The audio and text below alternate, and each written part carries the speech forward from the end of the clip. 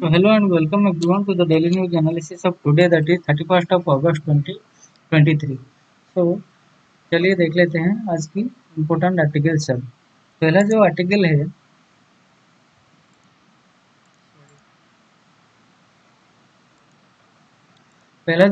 है Karnataka stars releasing water on CWMA directives।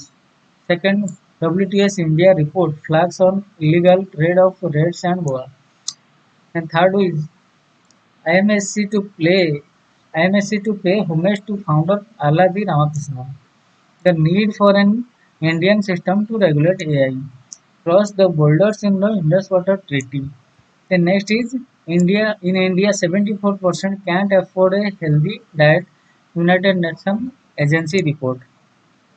Understanding curves on rice exports.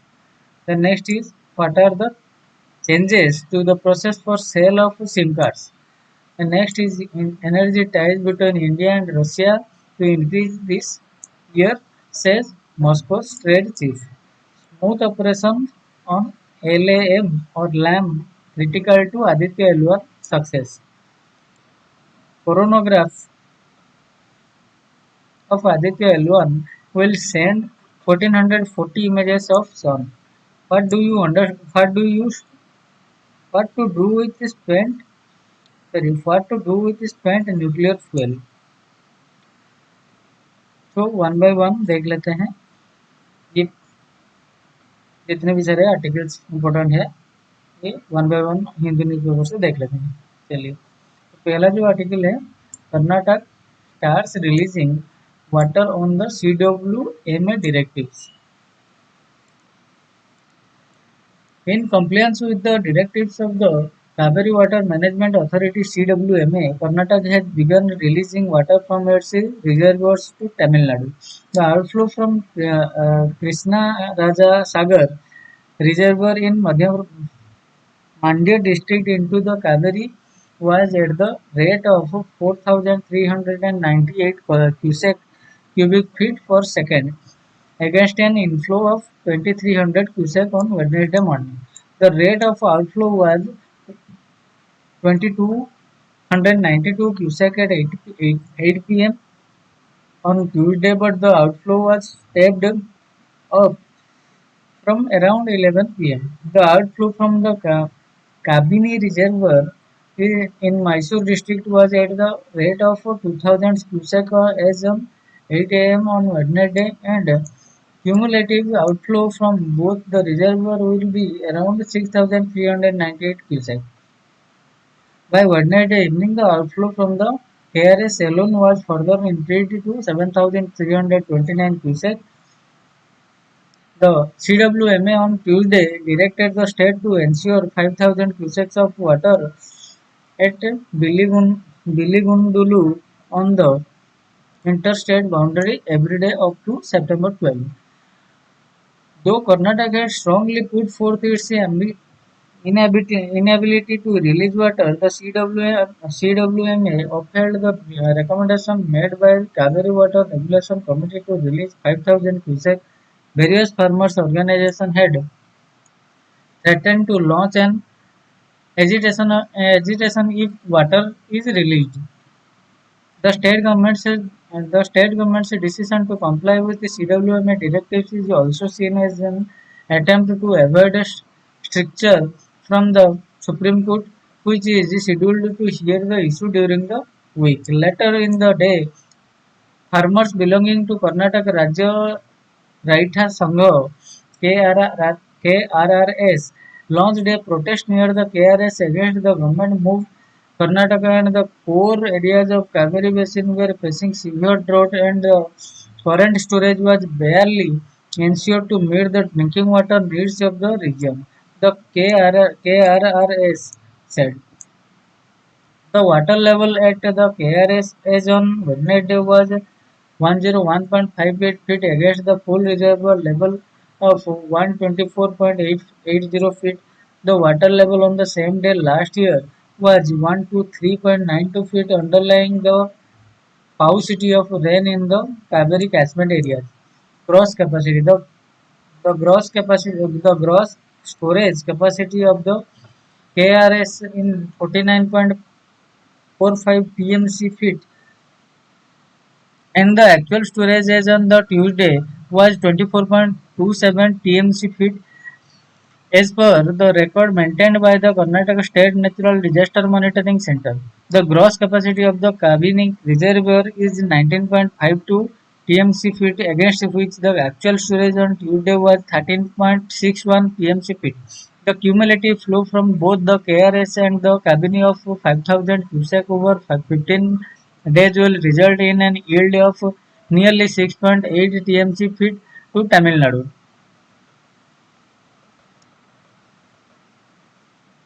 Next article is WCS India report flags illegal trade of red sand boa.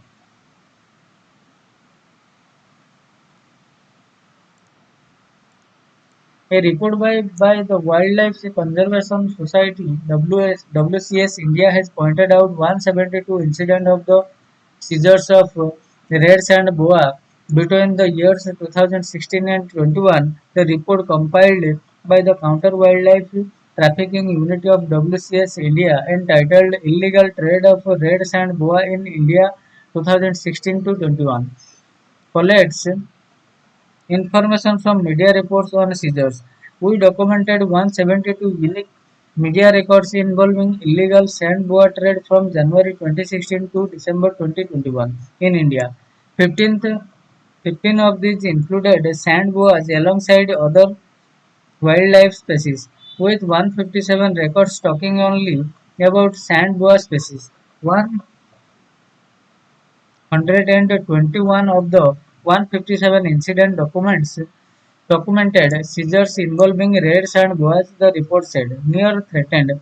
The red sand boa is classified as near threatened by the International Union of Conservation of Nature, with a decreasing population trend in most of their habitat ranges.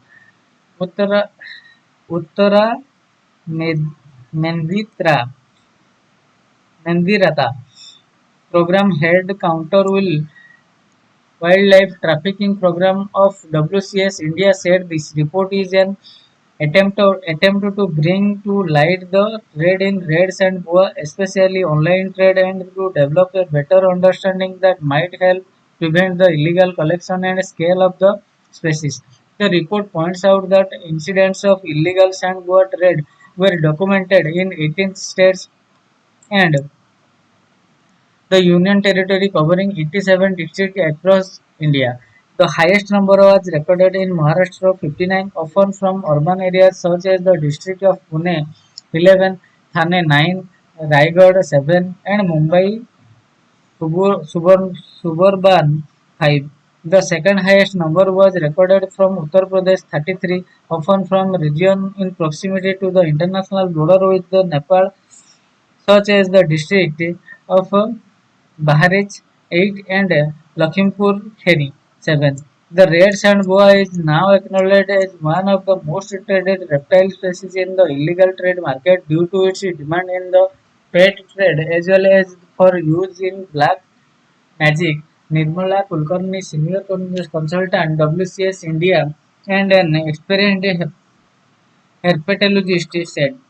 The report points out that illegal trade of sand boa is likely prevalent across India, with concentration in the key areas such as Maharashtra and Uttar Pradesh, where traders mainly deal in live, live species. Role of social media. The study also highlights the role of social media in the illegal trade of species. YouTube serves as a buyer-seller interface for red sand boas in India, and sometimes acts as a gateway to facilitate the trade via WhatsApp. The report said, adding that up to 200 videos advertising sand boas for sale on YouTube were retrieved during 2021. The report also suggests that local and international conservation organizations should conduct formative research to better understand the situation of the illegal reptile trade and demand.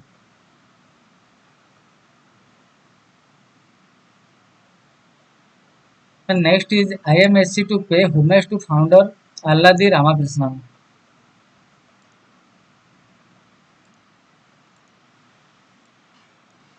The Institute of Mathematical Science (IMSc) will pay homage to its visionary founder Director Alladi Ramakrishnan in his birth centenary year by hosting a conference in his honor on its campus in Taramani, Chennai. The eminent physicist was born on August 9, 1923. The Alladi Ramakrishnan Centenary Conference, to be held between December 16 and 18, will feature scientific talks by leading researchers from across the world, as well as an interaction with the industry leaders, institution builders, and science policy makers in India context. To mark the occasion, a bust of Ramakrishnan will also be unveiled at the institute, inspired by the many seminars on modern physics that he had heard during his visit to the institute for advanced study in Princeton in 1957-58 at the invitation of its director Robert Oppenheimer. Ramakrishnan returned to Madras and subsequently started a theoretical physics seminar in his family home, Ekamra Nivas. This was regularly attended by physicists and mathematicians from across the world, as well as his students. When the physics Nobel laureates Niels Bohr Niels Bohr toured India in 1960 as the guest of Prime Minister Jawaharlal Nehru, he said that two things had impressed him the most: the massive setup of Tata Institute of Fundamental Research directed by Homi Bhabha in Bombay, and and the small band of students trained by the Alladi Ramakrishnan in Madras. Nehru went on to meet Ramakrishnan, and with his support, the Institute of Mathematical Science was founded and inaugurated in 1962. Ramakrishnan served as its director till his retirement in 1983 at the age of 60. In the sixth decade, IMSc has grown into a leading research institution. केवल article जो है वो editorial का section है, चलिए इसे देख लेते हैं. Consider this fact: artificial intelligence is here to stay. Artificial intelligence possesses the capability to fundamentally change the way in which we work. AI can, by assimilation of data from various online sources, present far more powerful and seemingly creative solutions than any human can. AI is a far greater force of either good or evil. Given all this, AI needs to be regulated. East is East is East and West is West. Governments across the world are grappling with the regulation of AI. Till recently, the greatest advances in the regulation of AI have been made in the European Union, Brazil, Canada, Japan, and now China. Countries in the United European Union, Brazil, and the United Kingdom, which shall be referred to hereafter as Western system, have adopted regulatory measures with differences which, on a closer study, are superficial. Regulations in Japan and China, however, are fundamentally different from the Western system. The Western systems have all adopted means of regulation which are intrinsically Western in character, that is to say, they are founded in the Eurocentric view of jurisprudence. The Eastern model is entirely different. The Western model focuses on a risk-based approach. First, lawmakers create a pyramid of risk and identify the risk posed by every type of AI-based applications. The pyramid of risk then processed to be divided into four categories: unacceptable risk, high risk, limited risk, and low risk. In the European Union, therefore, lawmakers have gone about prescribing prohibited classes of activities for the unacceptable risk, a regulated class of activities for the high risk and simple set of disclosure based obligation for low risk. Brazil too has followed a system of categorization of risk and regulation to address those risks. It also has strict governance measures to be compiled with by all AI applications. Canada too follows a similar pattern of identifying activities to be prohibited and clear regulations on how AI-based application must function. As far as the Eastern models are concerned, the Japanese government's Integrated Innovation Strategy Promotion Council has framed a set of rules called the Social Principle of Human-Centric AI. It was published by the Japanese government in March 2019 and manifests the basic principle of an AI-capable society. The first part contains seven social principles that the society and the state must respect when dealing with AI, human-centric education, literacy, data protection, ensuring safety, fairness, accountability, and transparency and innovations. The Chinese regulations and the Chinese regulations are even more interesting. The opening lines of Article 4 of these regulations are the provision and use of generative artificial intelligence services shall abide by laws and administrative regulations, respect social morality and ethics, and abide by the following provisions. The law goes on to prescribe the kind of values that should be upheld and promoted by artificial intelligence services and the end that should be achieved through these AI-based application and the services. The differences in Star while there are areas of overlap, it is readily evident that one set of rules spells out what must be done and how to do it. The weight of the rules rests on the means to be adopted and the rationale underlying those means. The other set of rules focuses on the ends of the values that must be upheld by compliance with the rules. The Western model is perfect for West, a clear set of rules which a rule-abiding society will undoubtedly comply with, along with a set of proscriptions and punishments for the few who violate the law. The Eastern model is more open and embraces the overlap between the legality of the rules and morality of the rules. Legal system which possesses this overlap even have ever been given the names Hindu jurisprudence by legal philosopher Harap Freeman.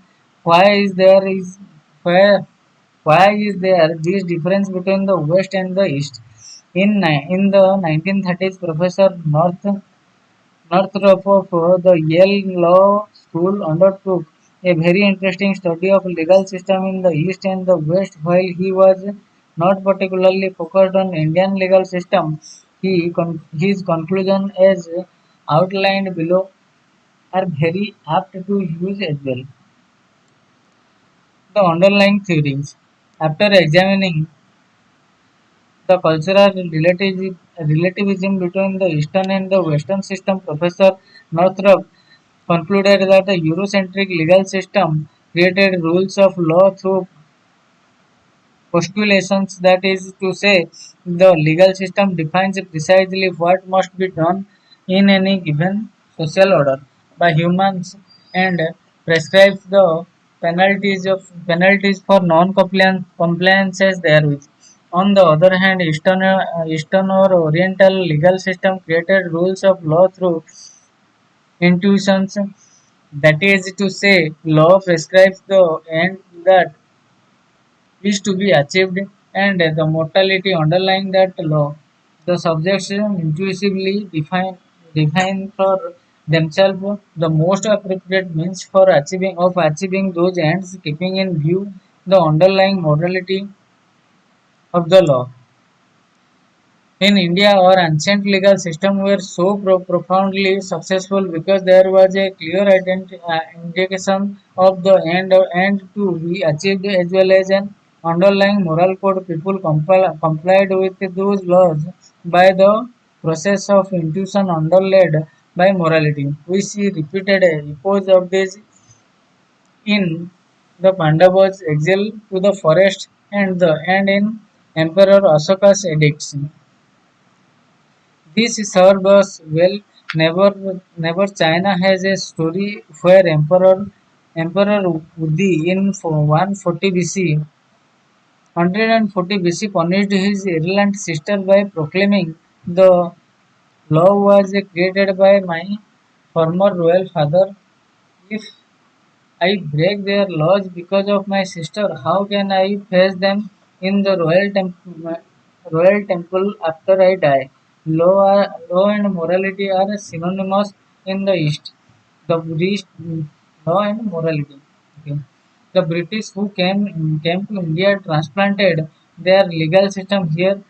What we have today possesses neither the virtues of our ancient Indian system nor the virtues of the English legal system.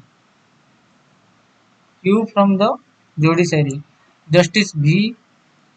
Rama Subramaniam, who retired recently from the Supreme Court of India, has lamented in more than one judgment that our slavish tendency is to ape Western legal system. One of his most celebrated judgments on cryptocurrency in India has at its core the Sanskrit epigram neti neti, meaning it is neither this nor that.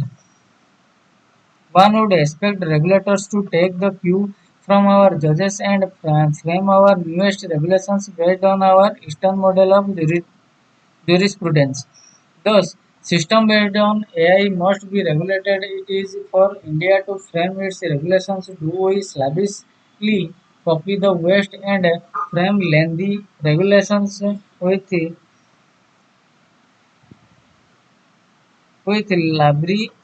labyrinthine procedures and Propitian punishments? Or do we hark back to our roots and approach these regulations from a different perspective?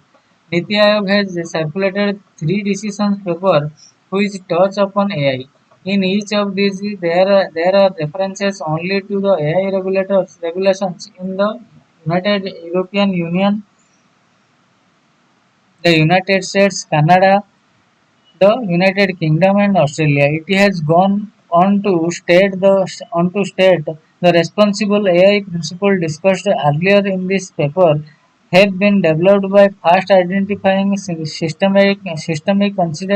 consideration prevalent among AI systems across the world and identifying principles that may be used to mitigate the identified consideration. At a reading of the discussion paper suggests that Niti Aayog is going to follow the Western model. The time has come for India to have regulation in a manner that is consistent with the Indian ethos by and for Indians. Let us hope that AI regulations is done better than indications suggest. India must look east. The next article जो है cross the border in Indus Water Treaty. Cross the border in Indus Water Treaty. The Indus Water Treaty (IWT) brokered by the World Bank, which has again become a source of contention between India and Pakistan, considerably encapsulated the principle of equitable allocation rather than the principle of appreciable harm. Both India and Pakistan are granted exclusive right to utilize the waters of the rivers allocated to them without harming others' interests. Under the IWT, India has a unrestricted use of the three eastern rivers Ravi, Byas, and Satluj, while Pakistan enjoys similar right over the three western rivers Indus, Jhelum and Chenab. India is allowed to store 3.6 million acre feet (MAF), 0.40 MAF on the Indus, 1.50 MAF on the Jhelum and 1.70 MAF on the Chenab of water. The sector-wise allocation is 2.87 MAF for conservation storage divided into 1.25 MAF for central storage, general storage, and 1.60 for power storage and an additional 0.75 MAF for flood storage. The issue is India's Hydel project. The the core is the issue now between India and Pakistan involves the Kisanganga and Ratel hydroelectric power plant in India's Jammu and Kashmir. India considers these projects crucial for energy needs and the region's development, while Pakistan has raised objections citing violation of the treaty and potential negative effect on its water supply, which goes against the provisions outlined in Annexure D of the treaty. Pakistan first raised its concern over the Kisanganga project in 2006 and the Rattle project on the Chenab in 2012. In 2010, the dispute of Kisanganga project was taken to the Court of Arbitration COA. Pakistan contended that India's plan is not in line with Article 3, Article 4, Clause 6 and Paragraph 15 III of the Annexure D of the IWT. In 2013, the CWA delivered the final judgment ruling that the Kisanganga hydroelectric project is a run-off river dam and India under the IWT can divert water from the river Kisanganga and Neelam for power generation. However, the court stated that India has to maintain a minimum flow of water in the Kisanganga and Neelam River to 9 cubic meter of water per second. After the COS judgment, the two countries reached an amicable resolution on only one out of four issues that were expected to be resolved despite several rounds of talk between the Indus Water Commissioners. Delhi and Islamabad could not resolve the other three matters relating to pondage and slipway configuration. Consequently, Pakistan went to the World Bank accusing India of violating IWT and the court's verdict. Islamabad also raised objections to the Rattle project. In 2016, Pakistan requested the World Bank to form a COA. To this, India requested a neutral expert by be appointed to deal with the dispute. At the time, the World Bank paused the works on the Kisanganga and Rattle project to allow the two countries to consider alternative ways to resolve their disagreements. Despite the pause, works on the Kisanganga continued and in 2018 Prime Minister Narendra Modi inaugurated the Kisanganga project a day before Modi's visit to Jammu and Kashmir. At least nine people were killed on both sides of the border in firing by security officials from the two sides. Pakistan raised its concern with the World Bank in October 2022. The World Bank appointed Michael Lino as the neutral expert and Professor C.N. Murphy, a chairman of the CWA. India stand. Only on July 6, 2023, the Permanent Court of Arbitration or PCA, chaired by Professor Murphy, unanimously rejected India's objection and confirmed its competence to consider and resolve the dispute raised by Pakistan. India has been abstaining from participating in the proceeding at the PCA and did not attend the present proceedings as well. On the question of its compliance to take up such matters, the PCA, based on its interpretation of paragraph 1 of the Annexure G and Article IX of unanimously said that it is competent to consider and determine the disputes set forth in Pakistan's request for arbitration. After the PCA made its observation, India said that it cannot be compelled to recognize or participate in illegal and parallel proceedings not envisaged by the treaty. India has been participating in neutral export proceedings whose first meeting was held at The Hague on February 27-28. The next meeting is scheduled in September. A trust deficit in a line of advice to address their disputes over the shared waters. An opinion article in The Hindu, more than court action, revisit the Indus Water Treaty July 2023 observes that more than going to court, the need is to incorporate equitable and reasonable utilization and the no harm rule in the IWT.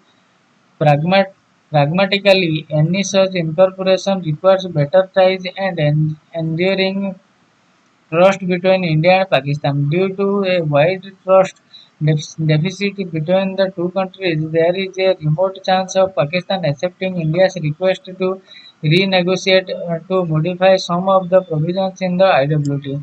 Second, there is a need to involve local stakeholders also in any negotiation process between India and Pakistan on shared water issues. Also, a joint group comprising technocrats, climate experts, water management professionals, and scientists from both countries can be set up to look at the core of the problem. Third, to make the IWT work, there is a need to explore cooperation arrangements mentioned in the article BII and of the IWT. The two countries have to recognize their common interest in the optimum development of Indus River system. Finally, as the IWT was signed more than 60 years ago, an amendment of two or more may be needed due to changes in the solution in the Indus River Basin region. However, the provisions of IWT cannot be modified unilaterally. Hence, any modification requires a trust between the two riparian countries.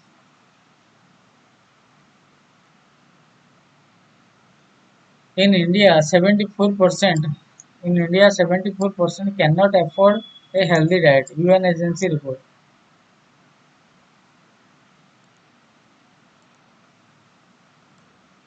The report state of food security and nutrition in the world SOFI 2023 published last month shows that while the cost of a healthy diet has increased in recent years in India, it is still the lowest among the BRICS nations, including the newly added six countries and India's neighbors.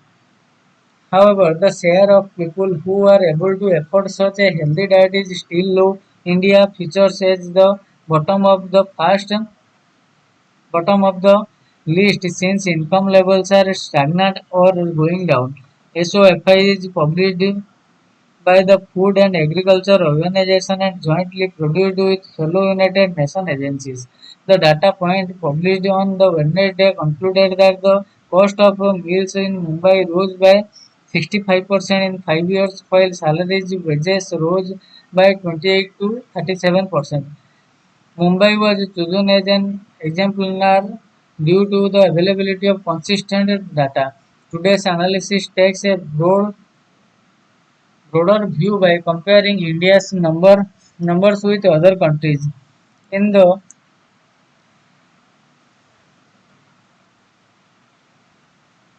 SOFI report, the cost of a healthy diet is arrived by looking at the cheapest local food items that meet dietary guidelines. The cost and availability of such food items is averaged from national data. To check if the diet is affordable, its cost is compared to the average income in each country. A diet is considered too expensive if it costs more than 52% of a country's average income. This percentage is based on data showing that people in low income countries spend about 52% of their income on food. Percentage of people who cannot afford this diet is then calculated by using the income distribution within a nation. Chart 1 shows the cost of a healthy diet in terms of PPE dollars per person per day in 2021, the latest year with comparable data. For instance, in India, a healthy diet costs 3.066 PPP dollar per person per day. The lowest among the countries considered. PPP stands for purchasing power parity. In simple terms, one PPP dollar in the United States should buy the same amount of goods and services as one PPP dollar in, say, India or Brazil. The cost of a healthy diet expressed by its ex-PPP dollar per person per day means that it would cost that much per person every day to maintain a healthy diet, accounting for differences in the cost of living between countries. Chart 2 shows the share of the population that is unable to afford a healthy diet in 2021. For instance, in India, 74% were not able to afford a healthy diet, the fourth highest share among the nations considered. Chart 1 and 2 shows that the cost of a healthy diet in India, though increasing, is still lower than many comparable economies. However, given the poor income level in India, a healthy diet is still unaffordable to many. That 3 shows that the change in the cost of a healthy diet over the years across regions between 2019 before COVID-19 pandemic and 2021, the expense of maintaining a healthy diet increased by almost 9% in Asia, the highest across the region. Chart 4 shows the change in number of people who were unable to afford a healthy diet over the years across regions between 2019 and 21.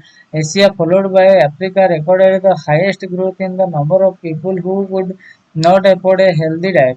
The two continents together made up to 92% of worldwide in the increase.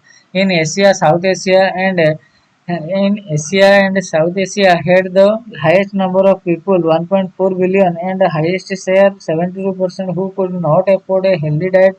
This rate was nearly double the average for the region. In Africa, Eastern and Western Africa together had the most people, 712 million, and the highest share, 85%, who could not afford a healthy diet.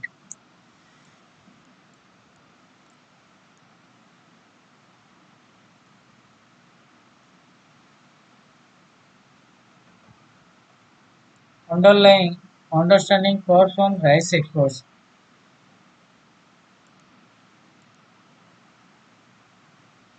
In a move to check domestic rice particles and ensure domestic food security, the Indian government has prohibited the export of white rice, levied a 20% export on parboiled rice till October 15 and permitted the export of basmati rice for contracts with value of 1,200 dollars a ton or above. The export of broken rice has been prohibited since last September. However, it is allowed on the basis of permission granted by the government to other countries to meet their food security needs and based on the request of their government. What is the rice production estimates? According to a third advanced estimate of the Department of Agriculture and Farmer Welfare during the Rabi season 2022-23, rice production was 13.8% less at 1.58.98 lakh tons against 184.71 lakh ton during Rabi 21-22. Kharif sowing data show that rice is sown on 384.05 lakh hectares this year as on August 25 compared with 367.83 lakh hectares during the same period last year. But in states such as Tamil Nadu, where the Simba crop sowing starts usually in August in Kaveri Delta areas, a section of farmers says there will be delayed sowing due to the shortfall in the southwest monsoon trade, and rice millers say that the new season crop arrivals will start after the first week of September and El Nino effects are likely to impact arrival to some extent. According to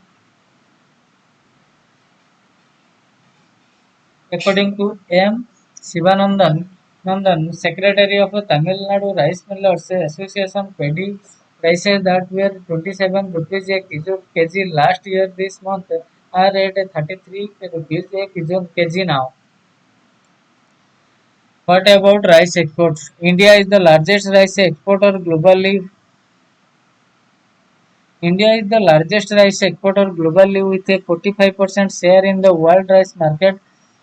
Overall rice export in April-May 2023 were 21.1% higher compared with the same period last financial year. In May alone, export of basmati rice was 10.86% higher than its export in May 2022. Non-basmati rice shipments were 7.5% more, despite the government introducing a 20% export duty on white rice and prohibiting the export of broken rice. Last year, the shipment of non-basmati rice has been on the rise for the last years, and the export of basmati rice in 22-23 was higher than the previous year. According to data available on the website of the All India Rice Exporter Association, the data shared by the government says that till August 17 this year, total rice exports except broken rice were 15% more at 7.3 million tons as against 6.3 million tons during the corresponding period last year. Trade sources added that Thailand expects nearly 25% lower production in 23-24. Myanmar has stopped raw rice exports and crop is said to be hit in Iraq and Iran as well. What can Indian farmers expect? The government has increased the minimum support price for rice and the paddy procured now by the rice millers are at a price higher than the MSP. The prices will not decline for farmers.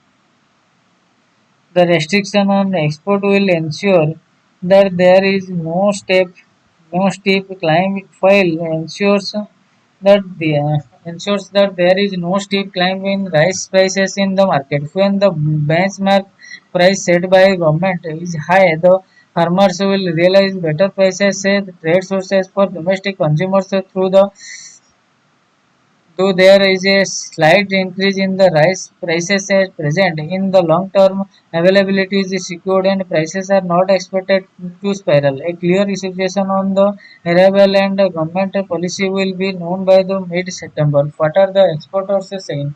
Prices of India per boiled rice in the international market is competitive even with the levy of 20% duty. Countries exporters are looking at imports raw rice now. International demand is very high, says a Tamil Nadu based exporter. When the global rice market is bullish, it will absorb volume in high price too.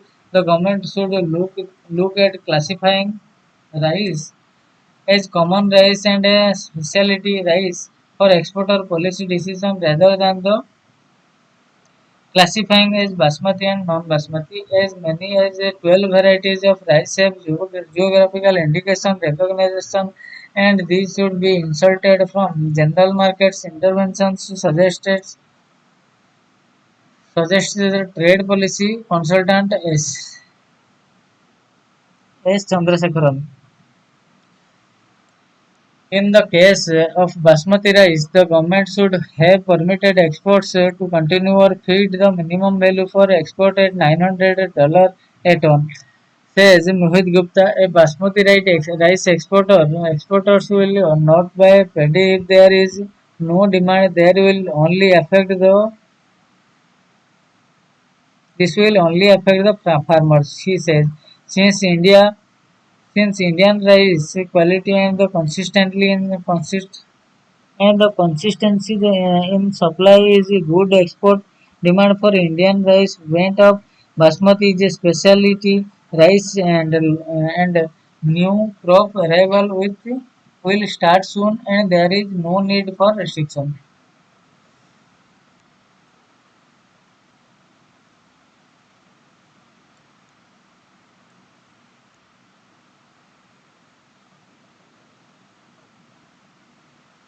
What are the changes to be to the process for sale of a SIM card?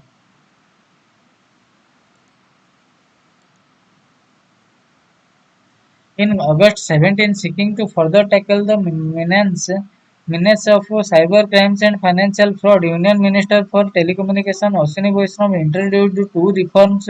These entails a revision of norms for bulk procurement of SIM card and registering the final point of sale by the licensing or provider. The reforms are meant to strengthen the citizen-centric portal Samchar Sathi that was launched in May this year with the same objective.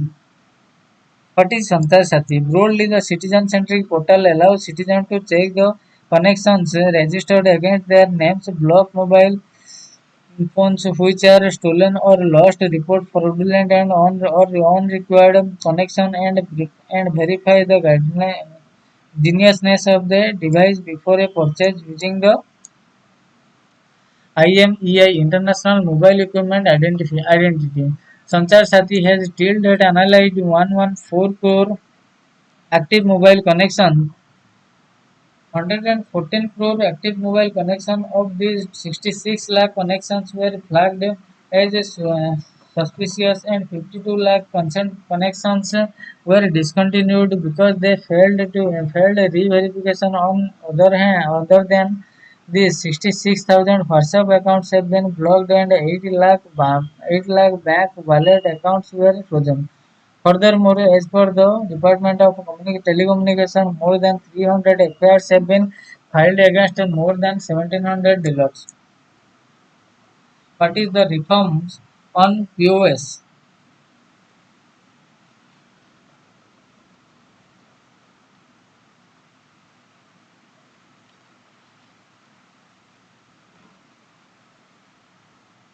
What is the reform of POS?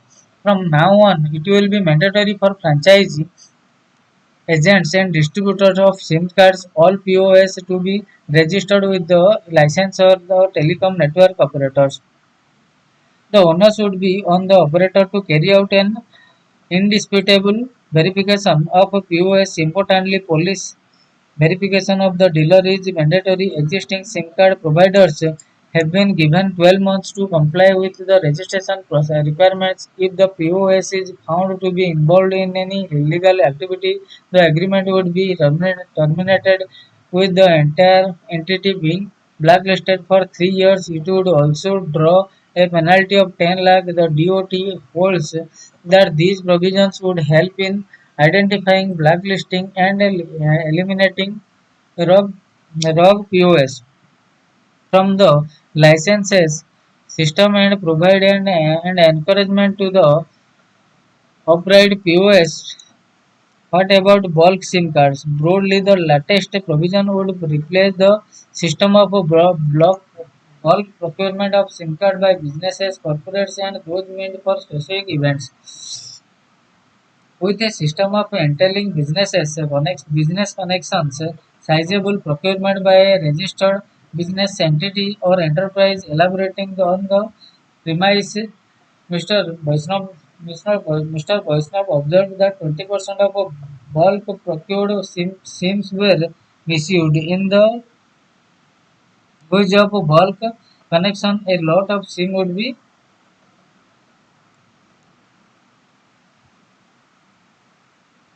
defined.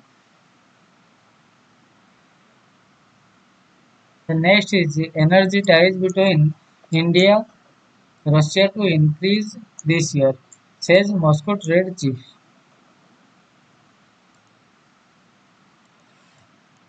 Marking the 17th anniversary of commercial ties, Russia and India will launch major initiatives and a business club to connect business houses on the both sides more closely. Russian Trade Commissioner Alexander Rybas has said in a written interview to the Hindu. Mr. Rybas, who is the highest-ranking Russian trade representative in India, said withdrawal of Western companies from Russia had opened opportunity for Indian pharmaceutical, energy, and food industries in Russia, and that the fertilizer sector was one of the priority.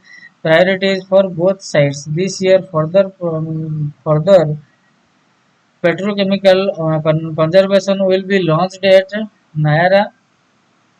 This year, further petrochemical conversion will be launched at Nayara Energy, which has a Russian share. In our case, in the context of development of Russian-Indian business relations against the background of withdrawal of some Western companies from Russian market, prospects are opening up for Indian businesses to occupy vacant niches in various industries, including oil production, pharmaceuticals, chemical and food industries, diamond cutting industry and other sectors. Mr.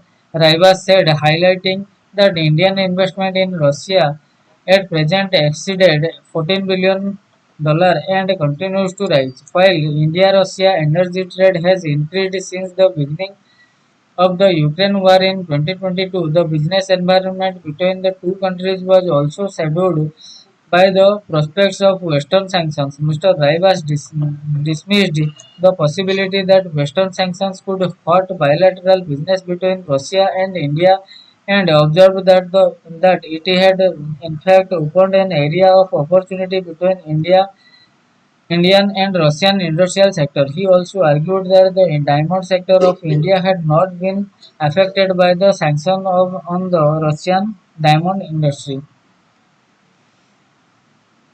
And next is the smooth operation on LAM critical to Aditya L1 success.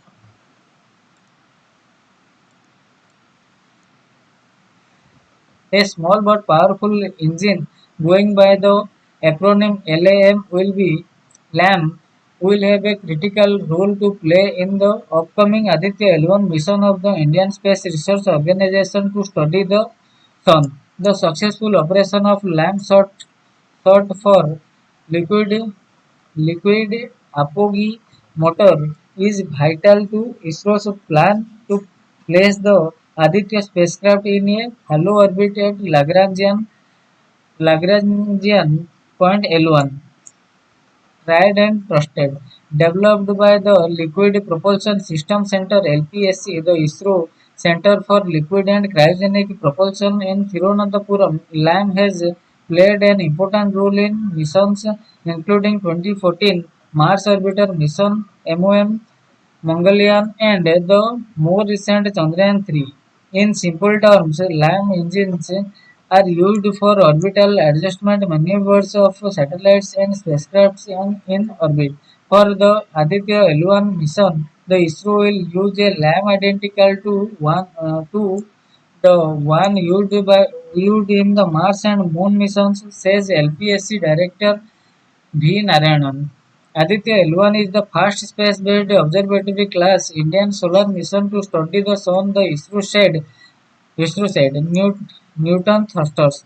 The ISRO is planning to launch the mission using a Polar Satellite Launch Vehicle (PSLV-XL) on September 2. Once the Aditya spacecraft exits the Earth's sphere of influence and heads towards its destination, the Lagrangian point L1, which is 1.5 million kilometers away, the LAM will shut down for the best part of the fourth 4-month journey.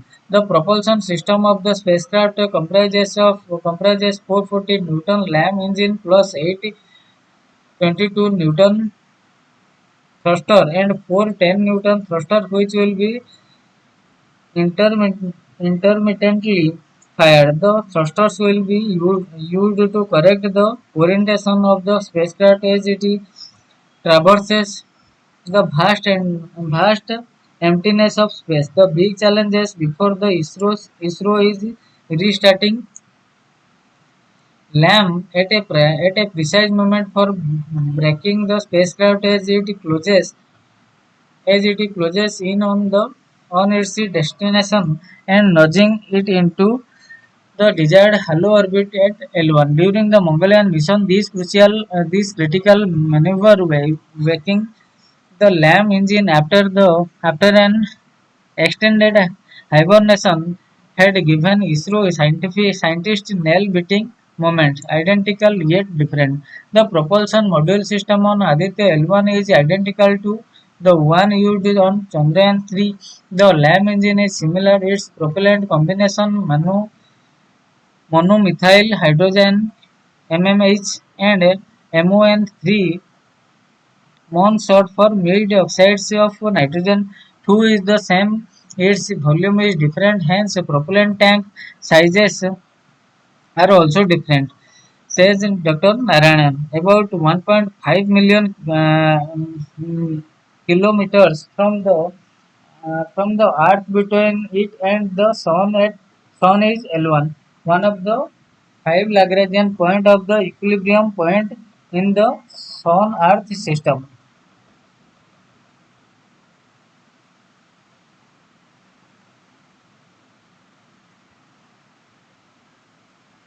The Aditya spacecraft is to be placed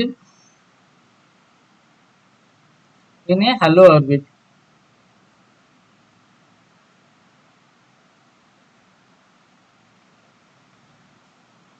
At this vantage point in space to carry out studies with its seven scientific payloads.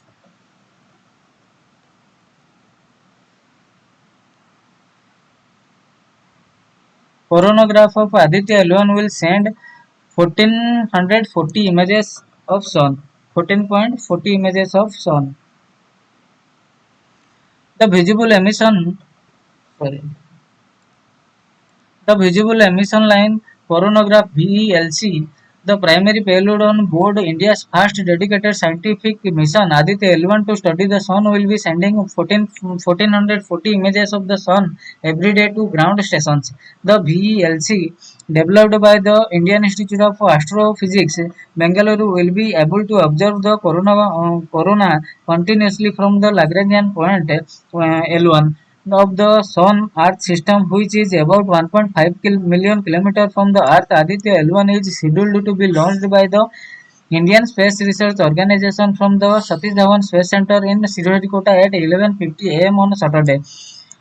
Though Aditya L1 mission will be launched on the September 2, there will be a cruise phase of 100 plus days before it reaches the L1 point. Once it reaches that point, the doors will be open from most likely from the first week of January 2024, and we will make continuous observation for using the VELC payload. Ramesh R, principal investigator of the VELC payload, told The Hindu. Professor Ramesh added that the VELC payload would be standing 1440 images of the Sun in a day.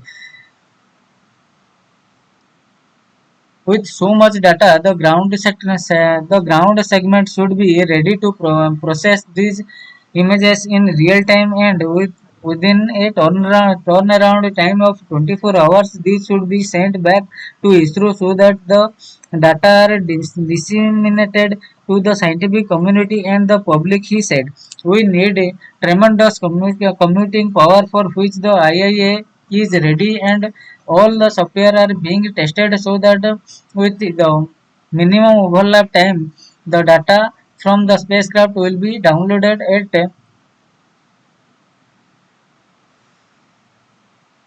at the Indian Deep Network in Bailalu, from where they will process LO data and send them to the payload operation center in the IIA, which will be processed within 24 hours and sent back to the Indian Space Science Data Center for dissemination.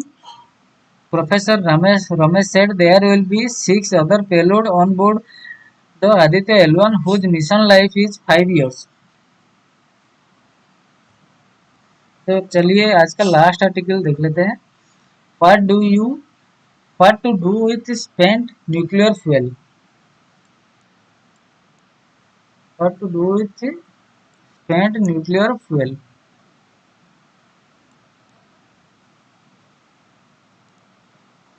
Japan has started releasing treated radioactive water from Japan has started releasing treated radioactive water from the Belgorod Fukushima nuclear power plant into the ocean, stirring up a question that scientists and government have been struggling to answer for decades: how to manage nuclear waste. Nuclear energy is one of many alternatives to carbon-based power on the path of climate change mitigation. Currently, 10% of the world's electricity comes from nuclear energy. Aiming for net zero emission, many countries, including the US, India, China, are mulling a higher contribution from nuclear as a way of transition to clean energy. However, using nuclear energy comes with its own challenges. One of the biggest being how the facility will store and dispose of nuclear waste in a safe, controlled manner.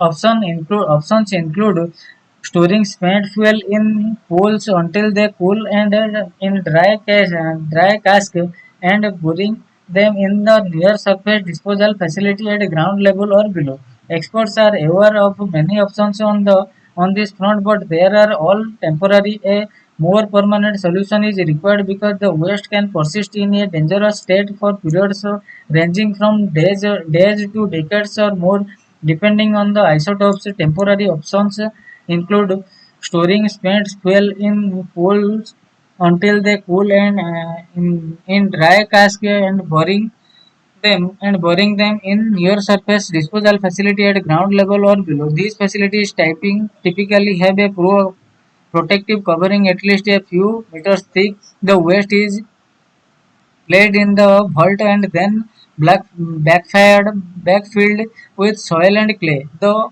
volume is then covered with an impermeable material followed by topsoil. These facilities are usually used for low level and intermediate level waste, which has such level of radioactivity typically coming from an operating plant.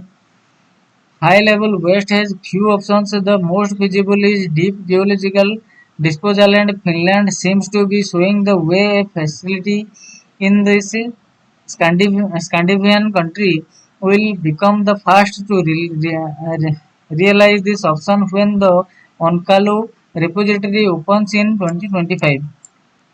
The project started in 2000 and will use the Swedish KBS3 concept, which proposes three layers of protection: waste placed in copper canister wrapped in bentonite clay and buried more than 400 meters below the ancient bedrock of the bedrock. The repository built by Finnish company Posiva will also sorry, employ measures called release barrier to keep the waste isolated from its surroundings. Finland's long-term plan is to leave the waste undistributed for 100 millennia. It will also study how the site might change and how the safety measures evolved. The facility has already tested the site to check if the tunnels where the waste is stored will be able to weather geological changes like an ice age or earthquakes. Posiva experts the facility will need 100 to 120 years to become full. So thank you everyone. We will continue from tomorrow onwards. Thank you.